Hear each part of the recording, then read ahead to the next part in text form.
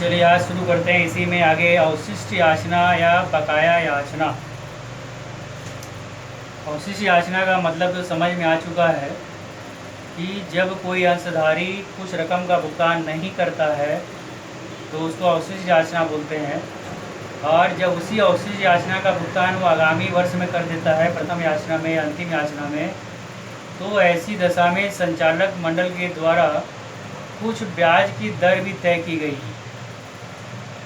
Company अधिनियम के अनुसार अगर अवशिष्ट याचना है और उस पर ब्याज की दर दी गई है तो ठीक है, और नहीं दी गई है तो 10% वार्षिक ब्याज माना जाता है और उसके हिसाब से अंशधारी को वहाँ पर ब्याज का भुगतान करना पड़ता है। किसको? कंपनी को, जब उसने समय पर भुगतान ना किया। तो ब्याज की दर याद रखना है, अवशिष्ट याचना पर कितना परसेंट?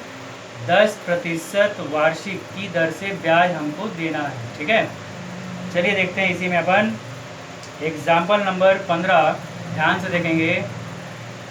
क्वेश्चन जैसे जैसे हम लोग आगे बढ़ते जाएंगे, कठिनाइयाँ आते जाएगी, उसी कठिनाई को हमको हल करना है। दिया हुआ है एक्स लिमिटेड ने 1 जनवरी 2015 को 10 रुपये वाले 10,000 अंश जनता में निर्गमित किए। कितना निर्गमित किए? 10,000। राशियाँ निम्न प्रकार मंगाई गई।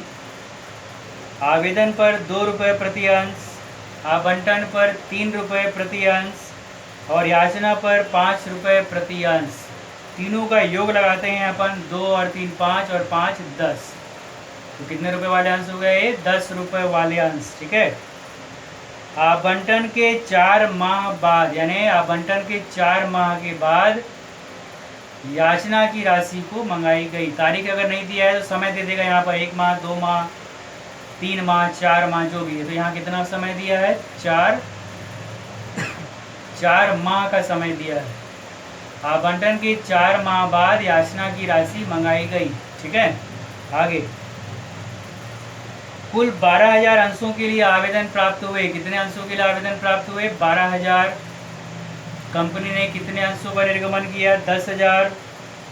तो अतिरिक्त 2,000 अंशों की राशि जो है क्या की जाएगी? वापस कर दी जाएगी।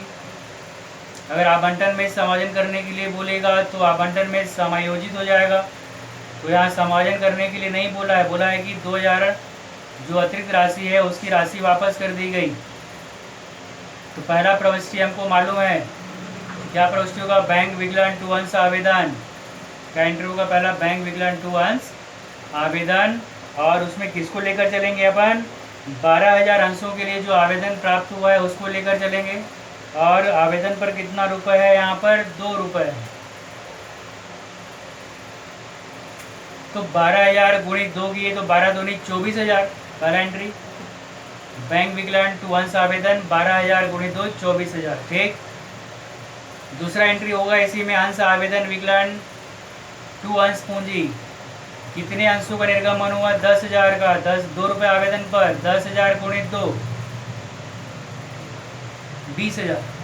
कितना आ गया अमाउंट यहाँ पर? 20,000 आ गया। पहले का आया 24,000, दूसरे का आया 20,000। तो अतिरिक्त राशि दोनों का अंतर निकाल लेंगे। 24 और 20 कितना हो गया? 4,000। इस 4,000 रुपये की राशि को वापस कर दिया गया बोला है। तो वापस करने का एंट्री करेंगे। अगला एंट्री मालूम है अपन को वापस करने के लिए, अंश आवेदन विकलन 2 बैंक।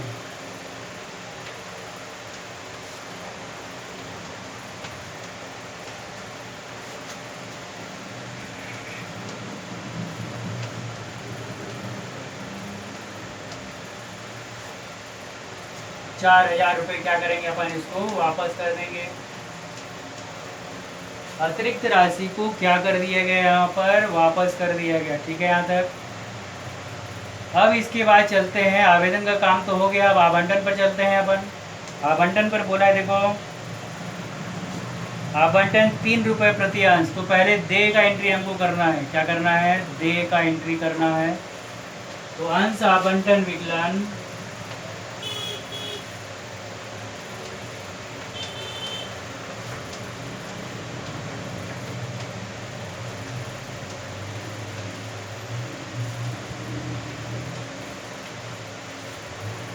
अंश आवंटन विकलन 2 अंश पूंजी। और यहाँ पर दिया है आवंटन पर 3 रुपये प्रति अंश, 10,000 गुणित 3, 30,000 हो गया। लिख देंगे यहाँ पे 30,000।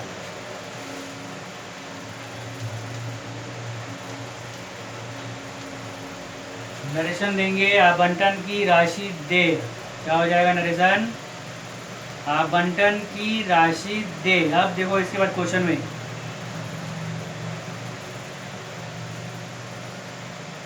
एक अंशधारी ने अपने 300 अंशों पर आवंटन की राशि नहीं चुकाई। अभी यहीं तक देखना है।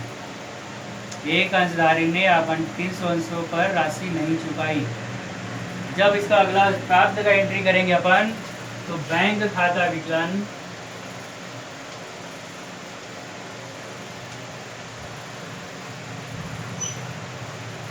अवशिष्ट याचना विकलन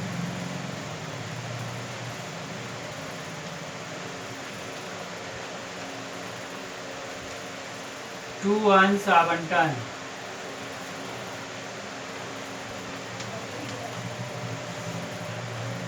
दर्शन देंगे आवंटन की राशि प्राप्त। लेकिन ध्यान देना है, जब भी बोलेगा नहीं चुकाया मतलब अवशिष्ट याचना। और अवशिष्ट याचना हमेशा क्या होता है? डेबिट।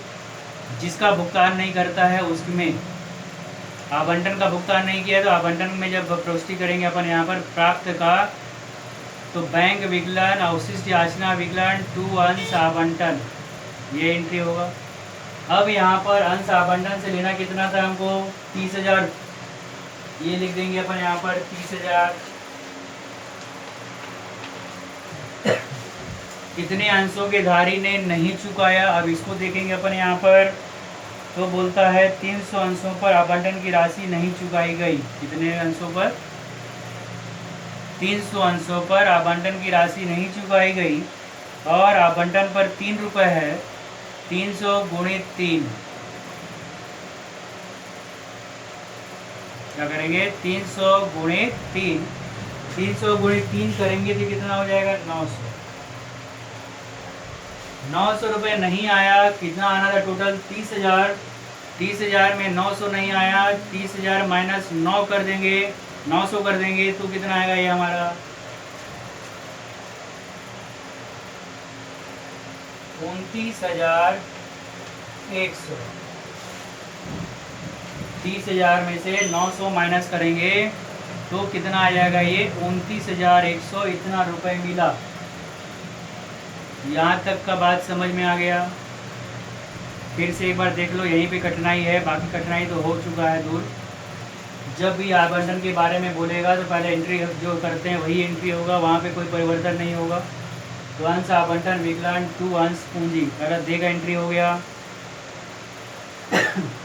फिर जब इसका प्राप्त का एंट्री करेंगे तो क्वेश्चन को देख लेना है। बोला है वहाँ पर 300 अंशों के धारी ने आवंटन की राशि का भुगतान नहीं किया। जब इसको हम देख लेंगे तो प्राप्त के लिए एंट्री जब करेंगे नहीं किया मतलब अवशिष्ट याचना। क्वेश्चन पढ़ते ही हमारे दिमाग में आ गया कि यहाँ पर अवशिष्ट याचना है, और जिसका भुगतान नहीं करेगा और आवंटन का भुगतान नहीं किया है तो आवंटन का देय का एंट्री करने के बाद जब हम प्राप्त का एंट्री करेंगे तो अवशिष्ट याचना वहाँ पर डेबिट हो जाएगा। क्या हो जाएगा? डेबिट। तब यहाँ पर अपन जो है बैंक खाता विकलन साथ में अवशिष्ट याचना विकलन, बैंक खाता विकलन अवशिष्ट याचना विकलन टू अंश आवंटन। आवंटन से लेना था टोटल 30,000। 300 अंशों पर हमको भुगतान नहीं मिला। 300 गुणित 3, 900 नहीं मिला। तो 30,000 में से 900 माइनस कर दिए तो कितना भुगतान मिला हमको? 29,100। ये यहाँ तक आपको समझ में आ चुका है, ठीक है। अब चलते हैं इसके बाद आगे।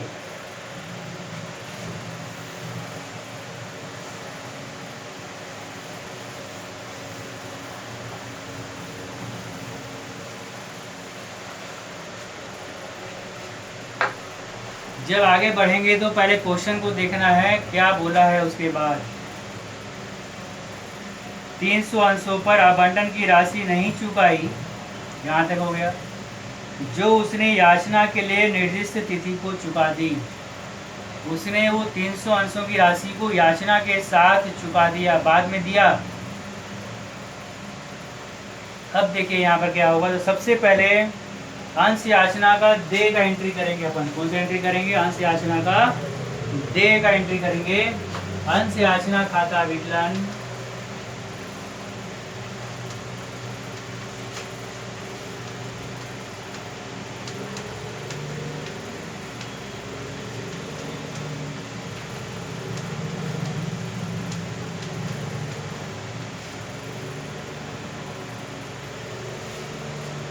अंश याचना विकलन टू अंश पूंजी।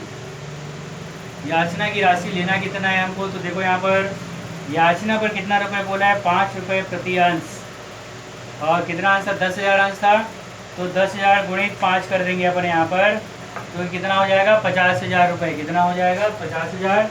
अंश याचना विकलन टू अंश पूंजी, ये अमाउंट आ गया हमारे पास 50,000। नरेशन दे देंगे याचना की राशि दे। अब बोला है कि वो आवंटन पर जो भुगतान नहीं किया था, याचना के साथ भुगतान कर दिया। तो ऐसे कंडीशन में हमको जब याचना की राशि मिलेगी, उसके साथ अवशिष्ट याचना को क्रेडिट कर देना है। क्या कर देना है? क्रेडिट। कैसे क्रेडिट करेंगे? देखो, एक एंट्री हो गया हमारा अंश याचना विकलन टू अंश पूंजी। अब अगला एंट्री होगा बैंक खाता विकलन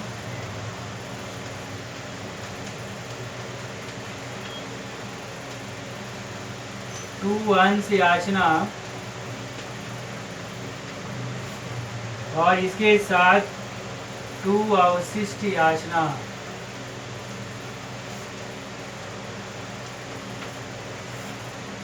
अंश याचना से लेना है हमको 50,000, यहाँ लिख दिए अपन 50,000।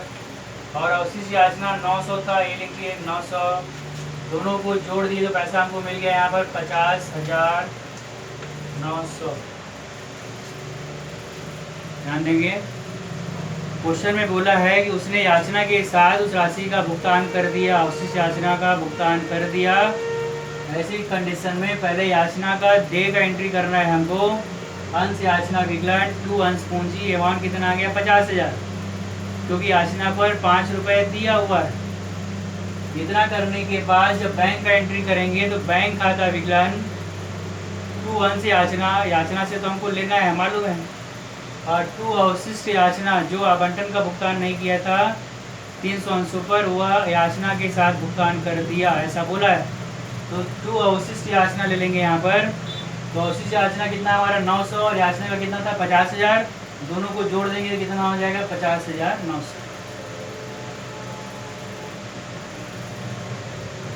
ठीक, ये एंट्री करते यहाँ तक काम समाप्त हो गया। फिर क्वेश्चन में बोलेगा अगर मान लो कि अवशिष्ट याचना पर ब्याज लगाना है तो कोई दर नहीं दिया है, तो दर याद रखना है वो कितना परसेंट? 10%।